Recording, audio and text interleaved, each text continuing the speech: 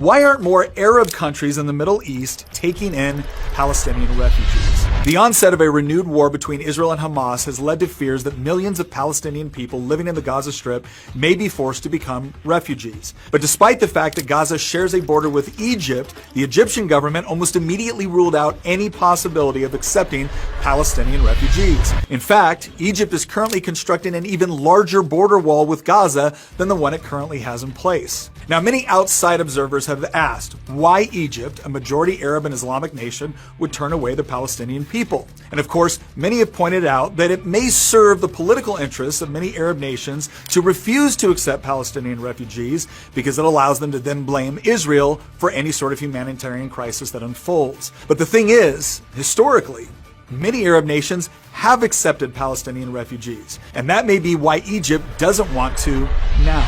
For example, in 1991, the Kuwaiti government actually expelled nearly 300,000 Palestinians in the aftermath of the First Gulf War, and this represented an astonishing 18% of Kuwait's entire population.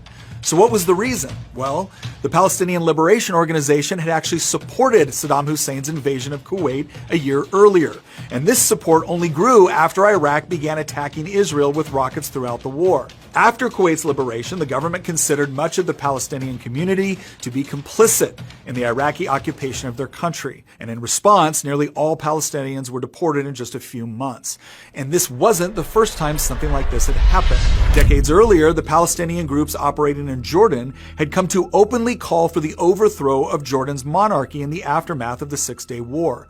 At the time, the PLO maintained its own separate army on Jordanian soil and used that armed force to sow chaos. Armed gangs of PLO militants drove around the capital of Amman, robbing families and businesses in the name of collecting financial assistance for the ongoing war of attrition against Israel. When members of the Jordanian police and army tried to defend their citizens from these attacks, they were attacked and killed. The Palestinian political network operated as a state within a state, with militants repeatedly using Jordan to launch rockets into Israel. The Marxist-Leninist Popular Front for the Liberation of Palestine even went so far as to hijack multiple planes, diverting the flights to a Palestinian-controlled airfield in Jordan, where the passengers were held hostage. By September 1970, the Jordanian army had finally had enough. A full-scale war with the PLO broke out, and after 10 months of fighting, the Palestinians were driven out of the country. Yet, as a parting gift, a Palestinian terrorist group known as Black September assassinated the Jordanian prime minister. Sadly, the story doesn't end there, because the PLO then moved into Lebanon, where they allied themselves with Marxist and socialist movements that were seeking